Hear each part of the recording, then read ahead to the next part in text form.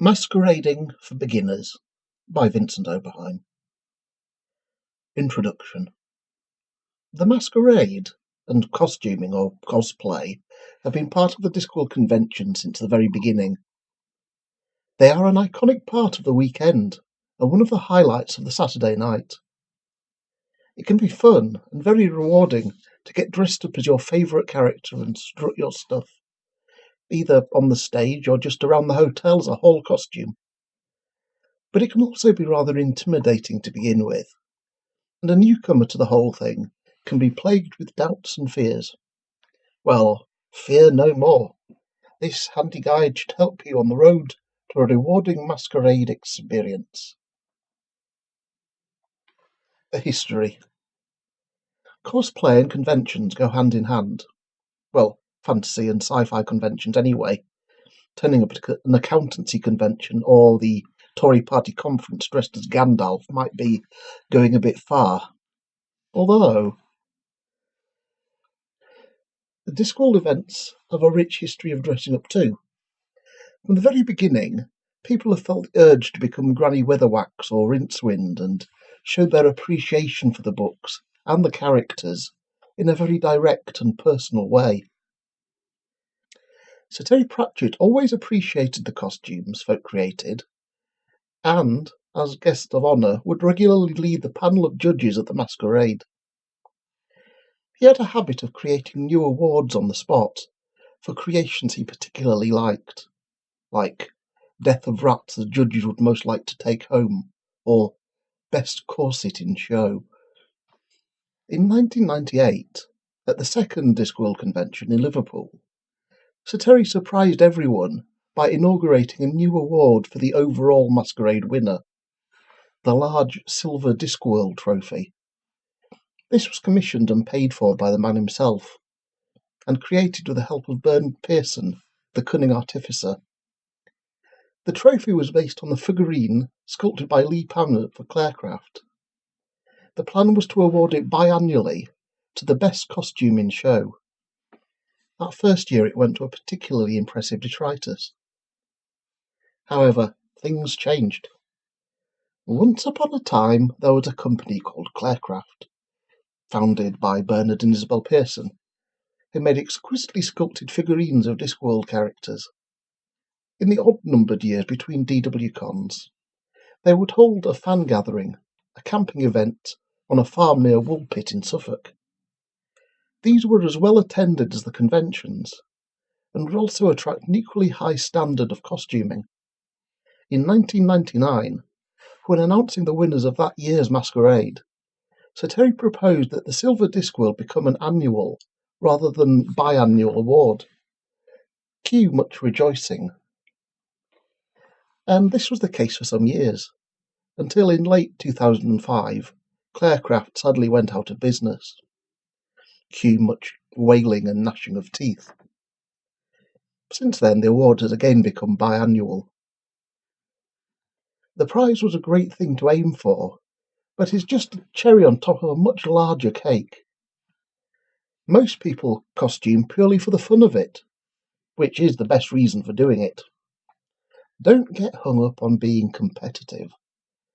We are a friendly and inclusive fandom and love everyone who gets involved and throws themselves into the spirit of the event.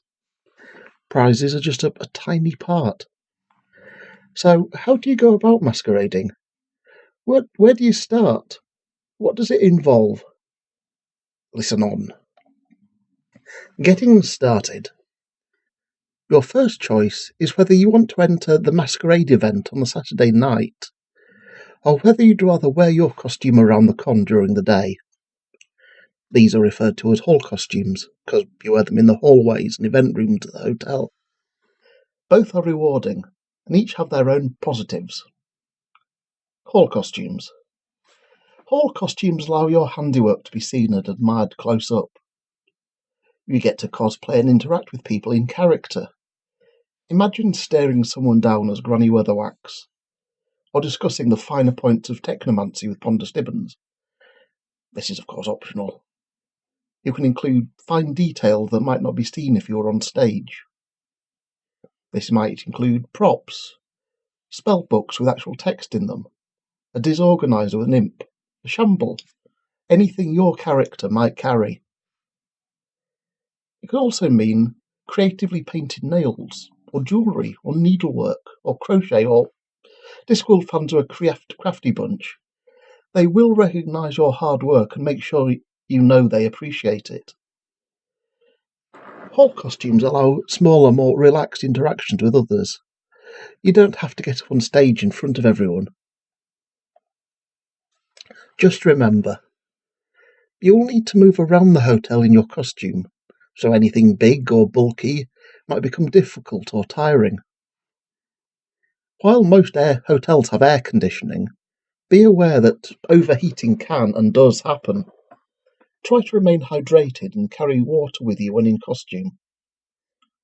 Similarly, you might find yourself too cold through being scantily clad. Have something warm to wear handy. You will find yourself sat in events with other people. Think, can you sit comfortably in your costume for an extended period? Are you blocking the view of those behind you with big hair or a tall hat? Hall costumes can be fun and an easy way to get involved at your first convention. Costumes are a great conversation starter and give you something to talk about. It doesn't have to be overly complex or involved. Sometimes the simplest costumes are the best. While they aren't in the running for the big silver Discworld trophy, there are other prizes awarded for the best hall costumes. Maskerading on stage. It allows you to let your inner peacock out and show off your outfit to a captive audience. There is the opportunity to perform. Most masquerade entries tend to involve a short sketch or skit, a monologue, a dance, an address to the audience, anything you can think up.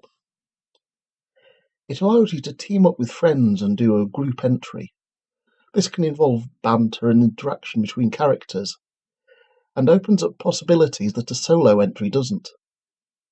Also, having a friend by your side can make it all less daunting.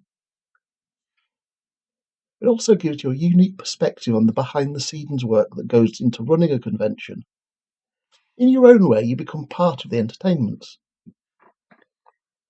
There is a camaraderie and thrill that comes from being part of something, admiring each other's costumes in the green room. That's the backstage waiting area for the masquerading we were performing. Talking about your ideas and watching the show from the wings. It has a unique pleasure.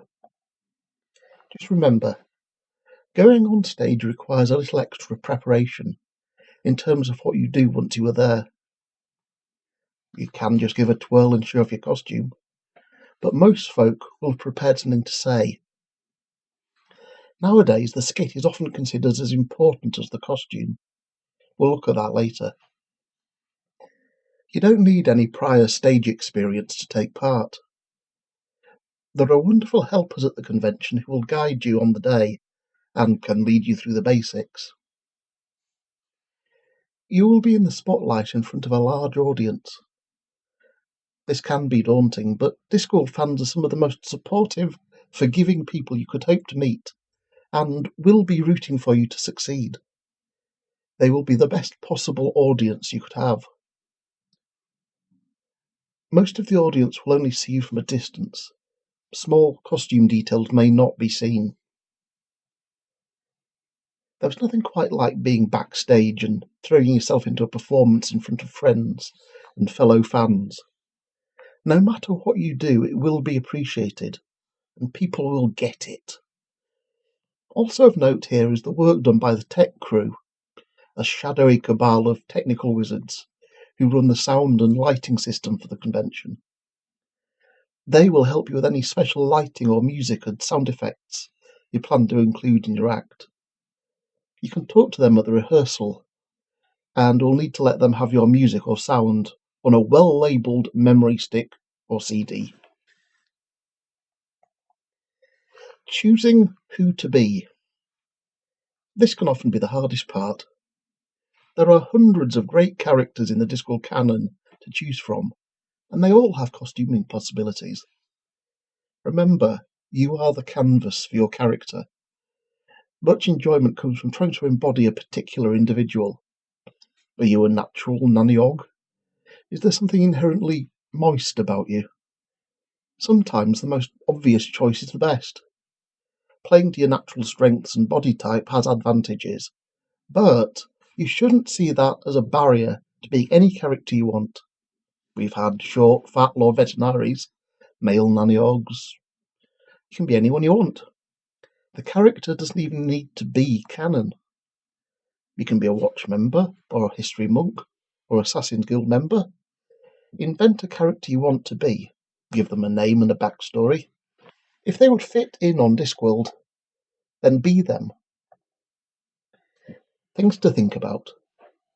Major characters like Sam Vimes or Rincewind are easily recognised, have well-defined looks, and offer much raw material to build a performance around.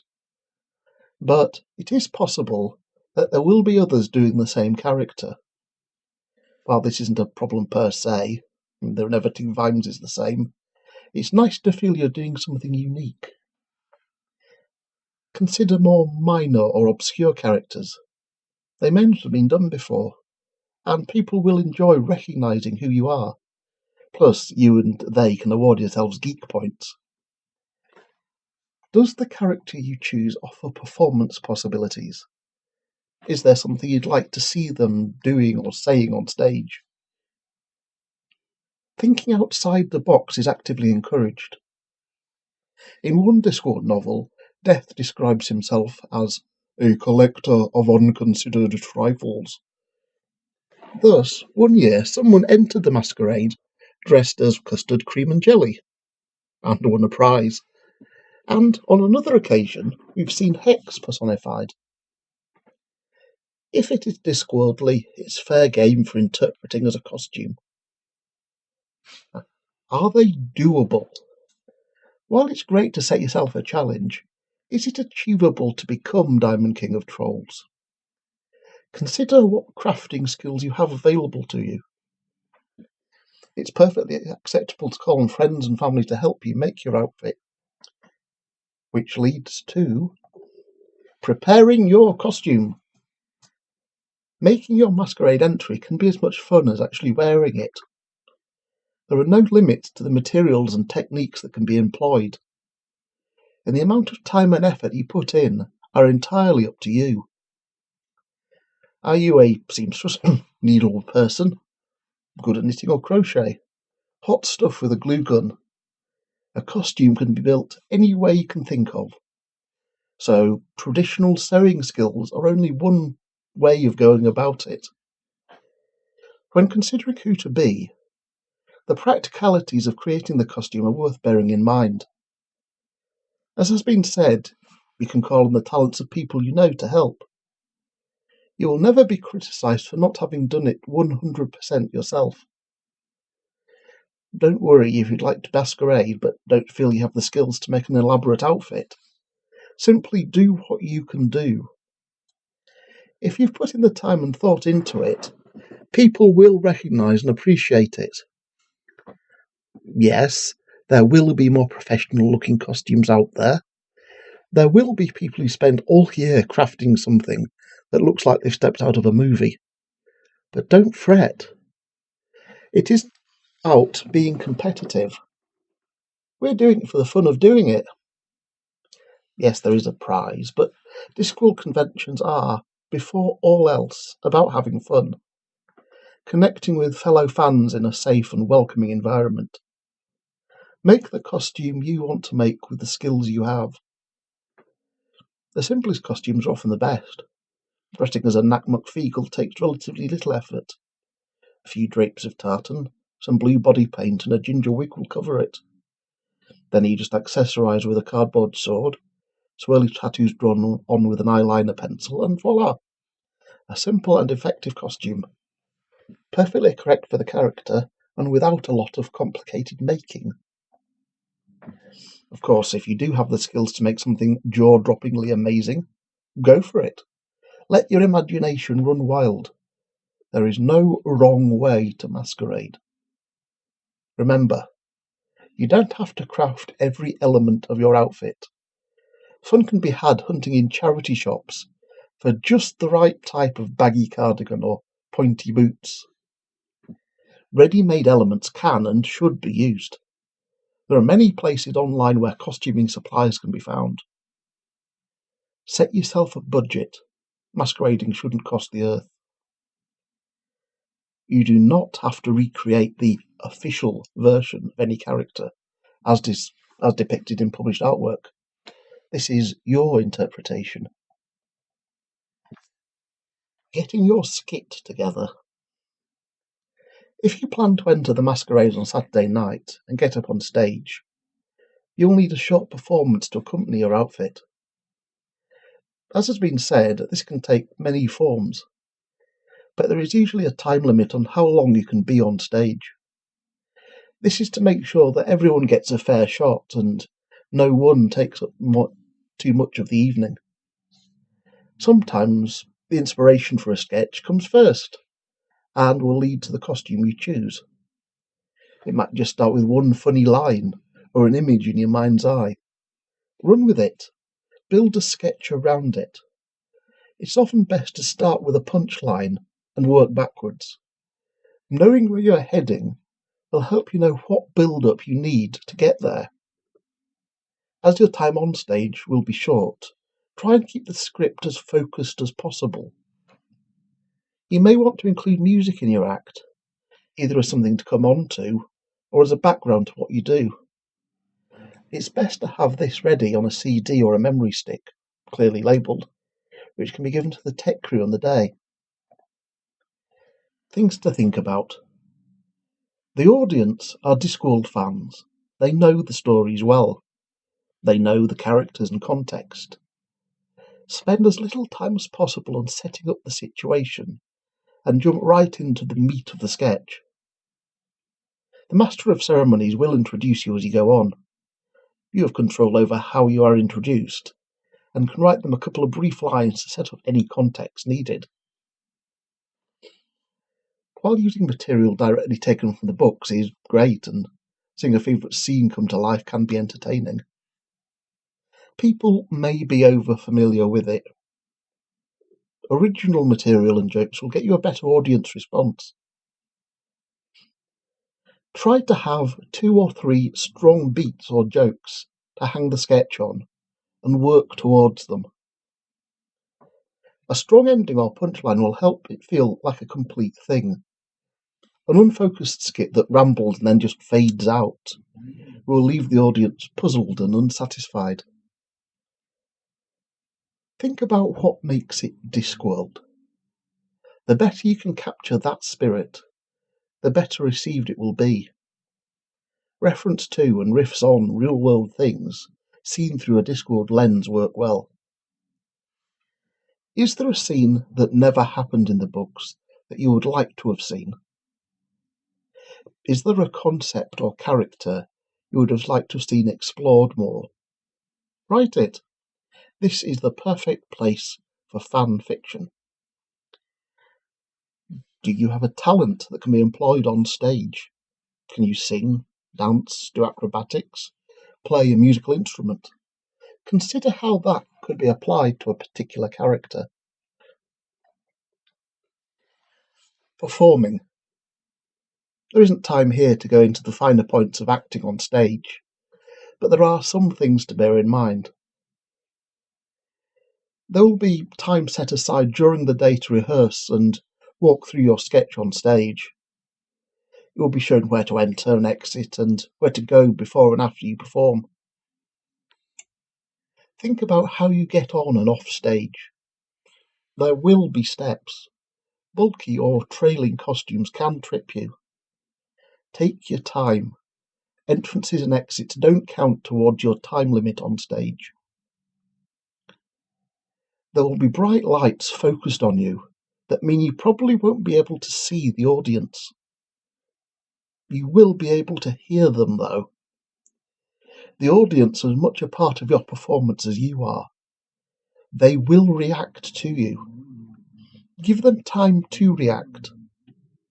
If they laugh, don't talk over them. They won't be able to hear you over it. If you say something sad, they may well go, "Aww."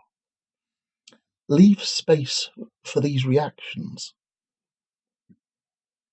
Stay in character even when not talking or giving space for audience reactions.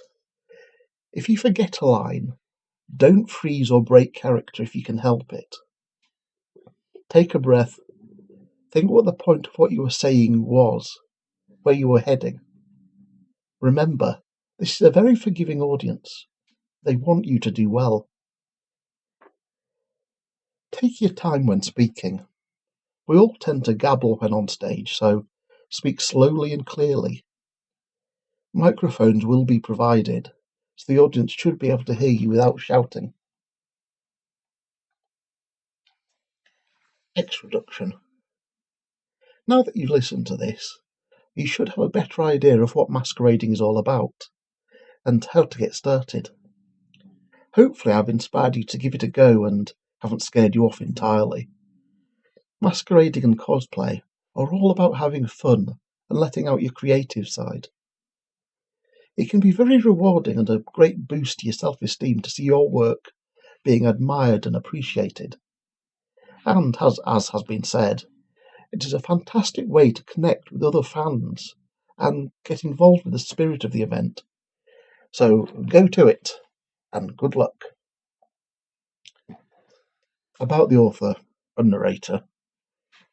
Vince Noberheim has been attending Discworld events since 1997 and has cosplayed at most of them. He has won various prizes for his costumes and performances over the years. He isn't scary. For a given value of scary.